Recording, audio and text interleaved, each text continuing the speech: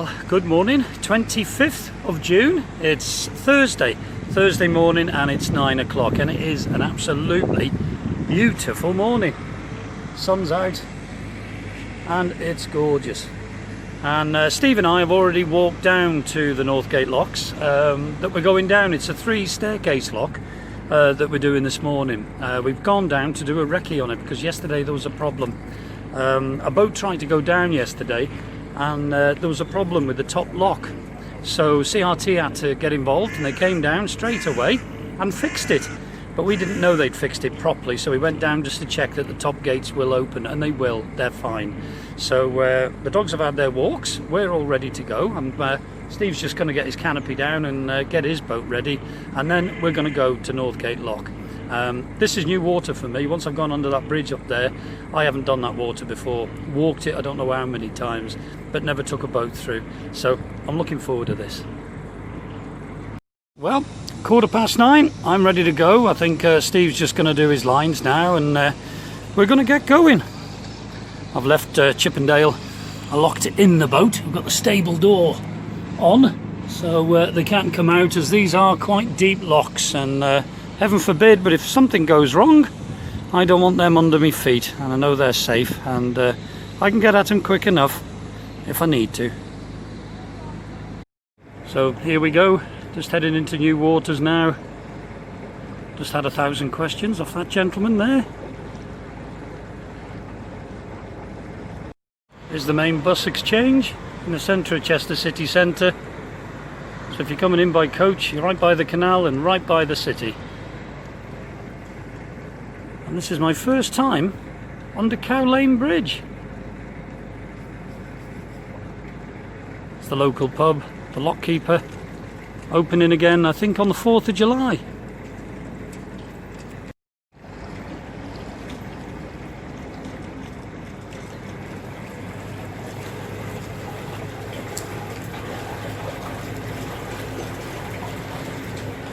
Mooring up here, very popular mooring, nice out the way, nice quiet mooring with its own little park adjoined to it, and you can actually get to the city walls on the left.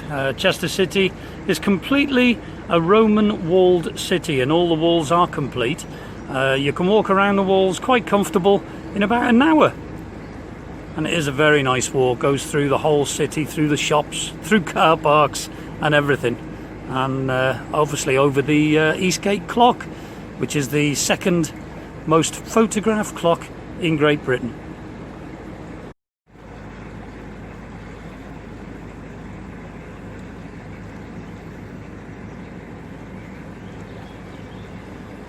Right over there you can just catch a glimpse of the cathedral, and that's been helping me tell the time through my 2-day stop at Cow Lane Bridge.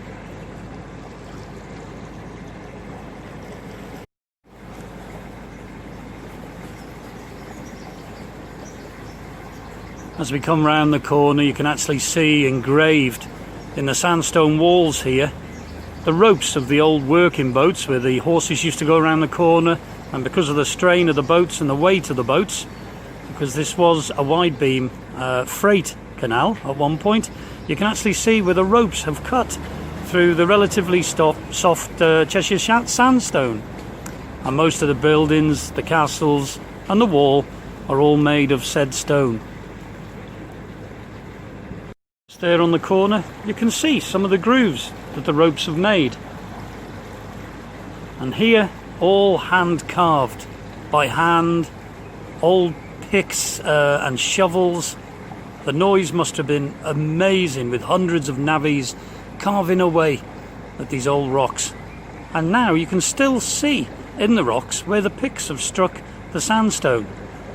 Remarkable. I don't know how long it took to actually take the rock away, but it must have been some time. This is amazing.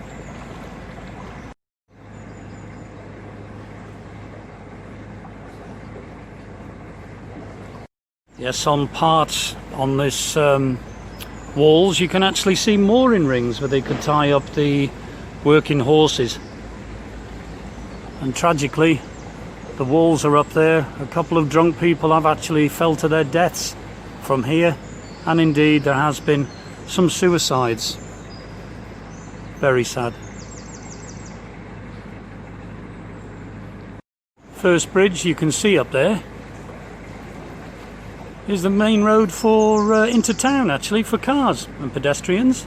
And the little footbridge that you can just see coming into view underneath is actually Chester's Bridge of Sighs. So like Venice, Chester has its own Bridge of Sighs. You can just see it coming into view now. The bridge was actually made to carry condemned prisoners from the prison, which is on the right hand side, to a small chapel in the Bluecoats School on the left hand side. And there the prisoners would be given the last rites before their execution. Hence the Bridge of Sighs. I think I'd sigh if I was going to my execution over that bridge. It did used to have iron railings on the bridge to prevent the prisoners from jumping off and committing an easier death of suicide. But they removed the iron railings at the start of World War II to help the country's war relief for metal to build armaments and aircraft and everything else they needed metal for. Right, we're just coming to the lock. So I'm just going to hover here for the time being whilst Steve sets the lock. So he's down there, he's setting the lock, and he's going to open the gates, and then he's going to pull into the left hand side of the top lock. I'm going to pull in the right hand side, and then we're going to tie the boats together. Steve's volunteered to climb the ladders and do the locks, and I'm going to guide the boats through them so I can take you with me. Poor Steve doing all the hard work. He's actually set the lock now, so just waiting for him to get on the left hand side of the lock, and then I can follow him in. The bridge, you can see, obviously was built in the 60s. That monstrosity wouldn't have been here when this lock was first put on. That's actually the ring road that runs around the city. So we're just going in the top lock of the Northgate deep locks. Nice to be under the shade of this large bridge. Smudge as ever sitting on the roof.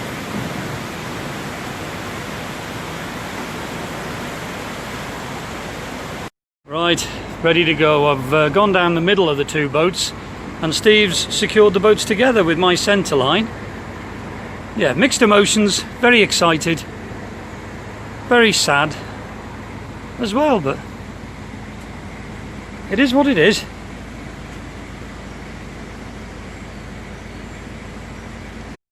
Well, Steve's assured me that it's an easy ride down. One paddle, so it's nice and steady. The last time I actually went through these locks was last spring, early last spring, when the Canal and River Trust drained them, and people could book in and go and walk through them. So Sandy and I walked through the locks. Brilliant. 25 foot deep they are from bottom to top. So they are very deep, and it was quite daunting when you're actually walking through them. If you look back through the list, you'll see the vlog somewhere down there. But it was a while ago, but a marvellous experience. But even better to go through them on chugs. I am, of course, very conscious of the sill line. Not only am I responsible for my boat, but I'm also responsible for Steve's boat. So I don't want to be grounding on any sills, so I'm very conscious of it and keeping a very good eye on it. But so far, we're going down and it's nice and slow. So behind me, the sill has just come into view, so so far, so good. It is nice to see gate guards on the front gate, so your front fender can't actually get caught in the gates. My favourites.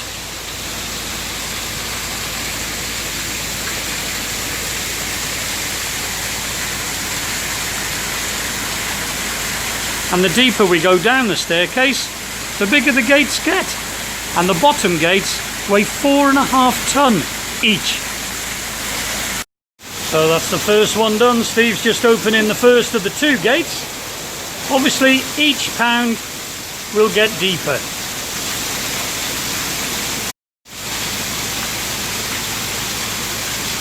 Okay, let's go. Nice and steady. Into the second of 3 pounds.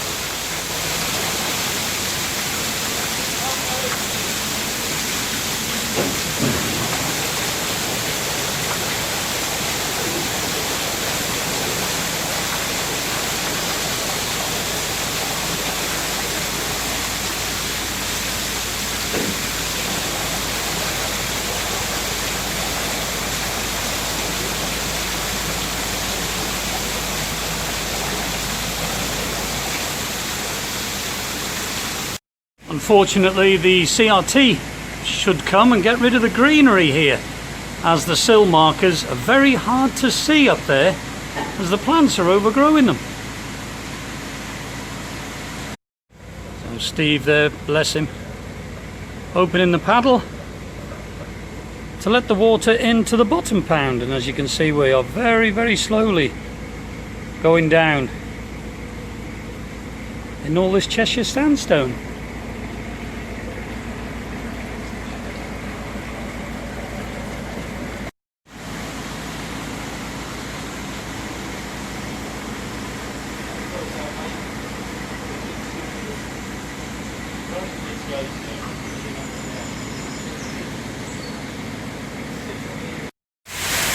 And there you can see little footholds, in case heaven forbid you need to get out of the lock. There's footholds to help. I hope I never get to try them.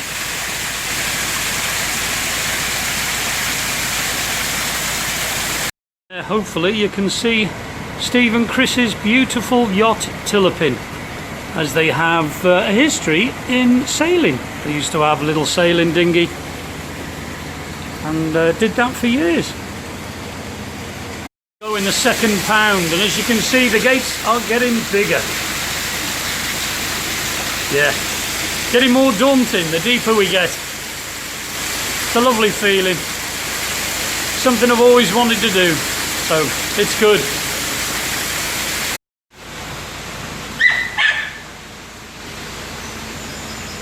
Looks as if we're going into the sky. You can actually see the weight engraved on that gate. 4.290 tons each gate.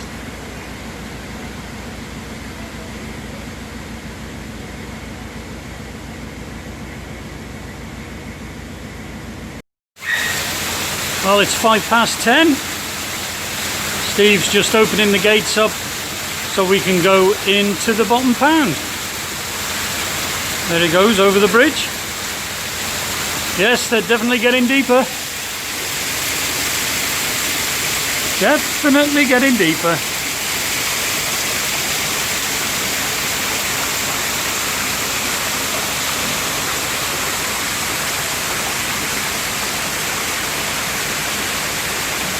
And Steve did tell me about a pigeon that likes to ride the gates.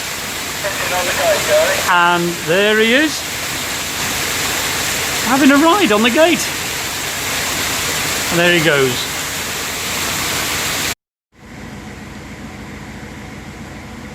At least we're in the relative shade for this last lock.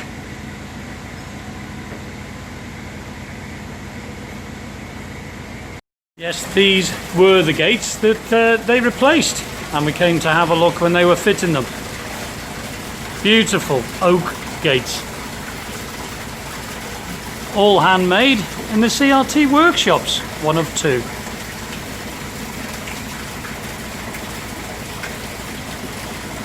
Very nice.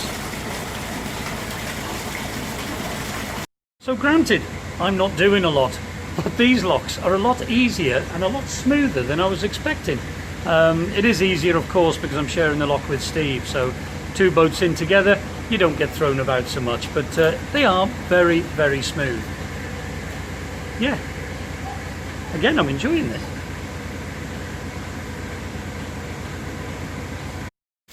Yes, you can tell these new gates, hardly any leakage through them, as you can see, which makes the lock a lot more quieter as well. Nice.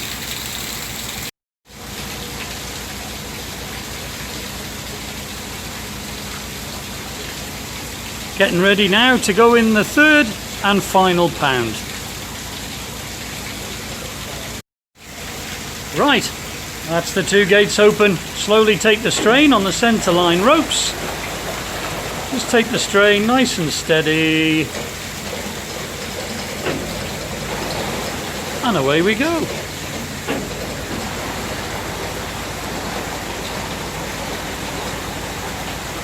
Actually, that's gone smoothly and a lot quicker than I realised, to be honest. We're at the bottom.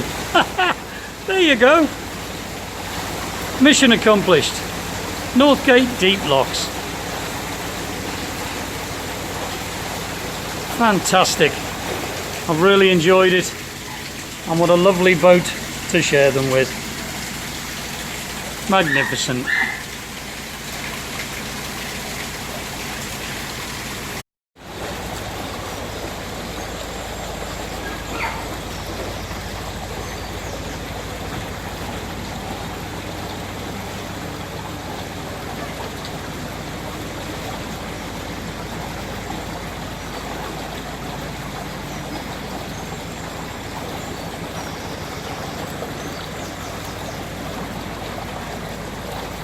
Now I'm just waiting now for Steve to come down. He's just closing the gates there and he's going to come down and then we can untie the boats. I'm just glad I've got my hat on because there's several pigeons underneath this railway bridge,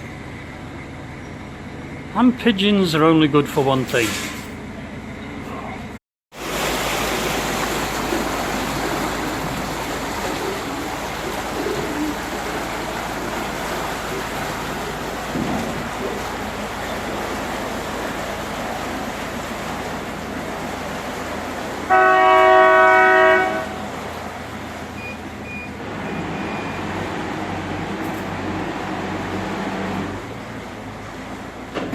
Steve putting his horn on there, frightening me to death.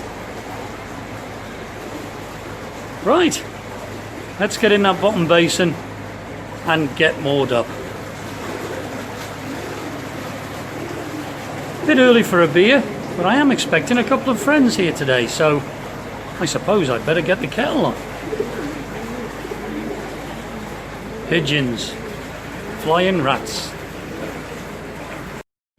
Out into the sunshine.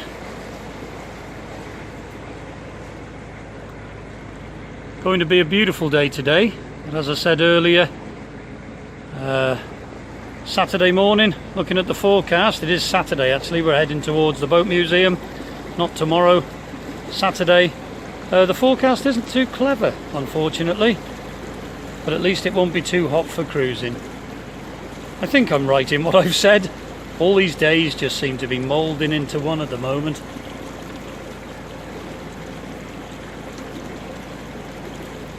But thanks to Steve and Chris and Smudge and of course Amyjo, they're certainly softening the blow for me and helping me out through this journey, and I really do appreciate it. And when I actually have some money, I may even get them a drink.